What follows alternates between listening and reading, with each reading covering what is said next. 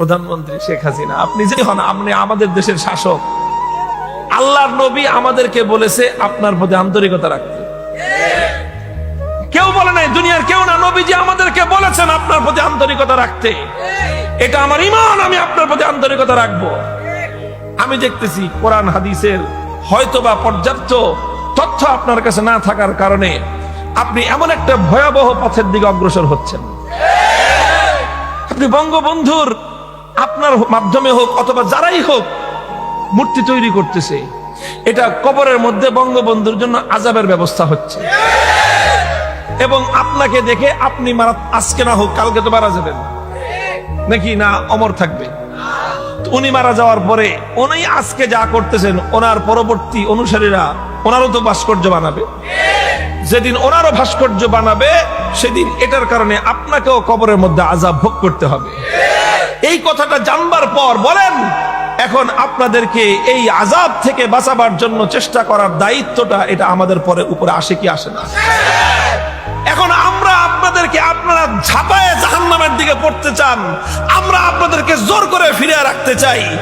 এখন আমাদের দাম নাই, আমরা শত্রু হয়ে গেলাম। আর আপনাদের কাছে যারা আপনাদের এই সমস্ত ভুল কাজে উৎসাহ দেয় তাদের কদর হয়ে গেল দুঃখ এবং আফসোসের জায়গা।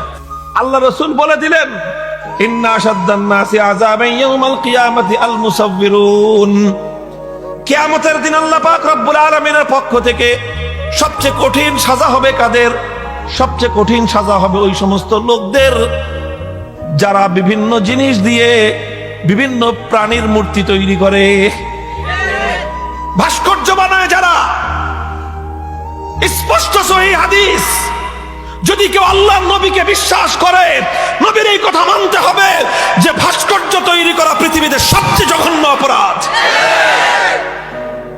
সন্তান যদি কেউ রে এই যে সমস্ত শিল্প পরান, এটা কি জানি কয় একটা সাবজেক্ট, আর না শুধু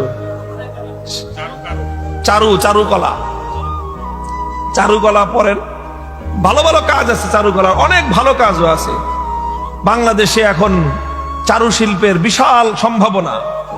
এই যে টাইলস তৈরি হচ্ছে এখন বাংলাদেশে, আগে আমাদের দেশে টাইলস আমদানি করতে হতো চায়না থেকে, পৃথিবীর বিভিন্ন দেশ থেকে। এখন মাশাআল্লাহ বাংলাদেশে বিশ্বমানের টাইলস তৈরি হচ্ছে, নিত্য নতুন ডিজাইন আসতেছে। এই টাইলসের ডিজাইন তৈরি করা এই চারুশিল্পীদের কাজ। বাংলাদেশে তৈজসপত্র হইতেছে, বিভিন্ন ইসলামিকের আইটেম হচ্ছে। এটা ওয়ার্ল্ড ওয়াইড, আন্তর্জাতিক মানের করো, এখানে নতুন নতুন উদ্ভাবন করো, যত সুন্দর ডিজাইন হতে পারে সুন্দর ডিজাইন করো, ফুলের ডিজাইন করো, নানা ধরনের ডিজাইন করো। এগুলো চারুশিল্পের কাজ। সুন্দর সুন্দর কাপড় বানাও, সেই কাপড়ের মধ্যে সুন্দর প্রিন্ট করো, সুন্দর ডিজাইন করো, এটা হলো চারুশিল্পের কাজ। কিন্তু আমাদের বাংলাদেশে অল্প কিছু মানুষ এই কাজ করে, এবং এই কাজের জন্য দেখা যায় অধিকাংশ ক্ষেত্রে বাইরে থেকে আপনার এই চারুশিল্পী হায়ার করে আনতে হয়। আর আমাদের বাংলাদেশের এই চারুরা কি বানায়? সব মূর্তি বানায়, ভাস্কর্য বানায়, কামের কাম নাই। ভাস্কর্য দিয়ে বাংলাদেশের 2 পয়সার কোনো উপকার নাই। টাইলস আমদানি করো, রপ্তানিযোগ্য টাইলস তৈরি করো, ওয়ার্ল্ড ওয়াইড বিশ্ব ক্লাসের উন্নত ডিজাইনের টাইলস বানাও, উন্নত ডিজাইনের সিরামিক আইটেম বানাও, উন্নত ডিজাইনের কাপড় বানাও, বিভিন্ন জিনিসপত্র বানাও, এগুলো সারা দুনিয়াতে রপ্তানি করো। তোমার আমার দেশের সন্তানদের মেধার বিকাশ হবে, আমার দেশের অর্থনীতির উন্নতি হবে। ওই কামে নাই, এই কামে নাই। কোথায় মূর্তি বানাইতে হবে, কোথায় এই সমস্ত মানুষের আপনার এই ভাস্কর্য তৈরি করতে হবে, এই সমস্ত আকাম কুকাম করে গোটা দেশটাকে খোদার গজবের দ্বারা ভরে দেওয়ার আয়োজন চলে। আর এটাকে যখন আমরা কোরআনের আয়াতের দ্বারা, আল্লাহ নবীর হাদিসের দ্বারা আমরা যখন এটাকে সাব্যস্ত করি, এমন একটা বিষয় যেটার ব্যাপারে 1400 বছর ধরে কোনো বিতর্কের অবকাশ নাই, কোনো বিতর্ক নাই, সবাই একমত। মানুষ যদি বিতর্ক হয় তাও একটা সুযোগ থাকে, অবকাশ থাকে, যে ঠিক আছে আপনার 4 জন বলছেন একরকম কথা, কিন্তু একজন তো বলে আরেক রকম কথা, তাও একটা কথা ছিল। এখানে 10 জনের মধ্যে 10 জনই বলে যে এইভাবে অবয়ব বিশিষ্ট মাটির দ্বারা, পাথরের দ্বারা, কাঠের দ্বারা বা অন্য যে কোনো কিছুর দ্বারা কোনো মানুষের কোন প্রাণীর যেটার মধ্যে জীবন থাকে তার অবয়ব তৈরি করা, যার চোখ থাকবে, নাক থাকবে, কান থাকবে, এরকম অবয়ব বিশিষ্ট কোন মূর্তি ভাস্কর্য তৈরি করা, এটা স্পষ্টভাবে কোরআনের মধ্যে, স্পষ্টভাবে ইসলামের মধ্যে হারাম। আল্লাহ রসুল দ্ব্যর্থহীন ভাষায় যে জিনিসটাকে হারাম করে দিলেন, এখন সেটাকে নানা ধরনের যুক্তি দিয়ে এটাকে সাব্যস্ত করার চেষ্টা করা হয় যে এটার মধ্যে সৌন্দর্য আছে।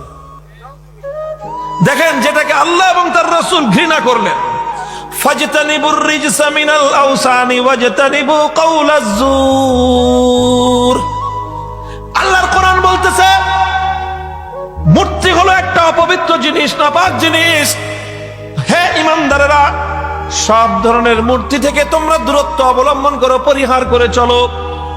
আল্লাহ পাক যেটাকে অপবিত্রতা বললেন, আল্লাহ যেটাকে পুতি দুর্গন্ধ বলে সাব্যস্ত করলেন, আমার আল্লাহ যেটাকে নাপাকি, দুর্গন্ধ, আবর্জনা বলে সাব্যস্ত করলেন, সেই মূর্তির মধ্যে যারা সৌন্দর্য খুঁজে বেড়ায়, ও দোস্ত, খোদার কসম খেয়ে বলি, তারা দুনিয়ার অনেক কিছু হতে পারে, ঈমানদার হওয়ার কোনো সম্ভাবনা নাই। যেটাকে আমার আল্লাহ নাপাকি বললেন, যেটাকে আমার আল্লাহ দুর্গন্ধ বললেন, যেটাকে আমার আল্লাহ অপবিত্র বললেন, সেটার মধ্যে তোমার সৌন্দর্য খুঁজতে হবে। দুনিয়াতে আমার আল্লাহ সৌন্দর্যের অভাব রেখেছেন?